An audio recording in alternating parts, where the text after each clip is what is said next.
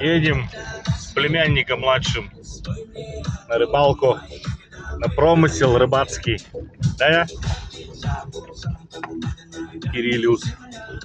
Будем из него делать морского волка. Из старшего не получилось сделать морского волка. Будем делать из младшего. Да, Кирилл? Да ладно, мы шутим, конечно. Все они морские волки. Попало, что ли? Такое ощущение, что попало. Вот это.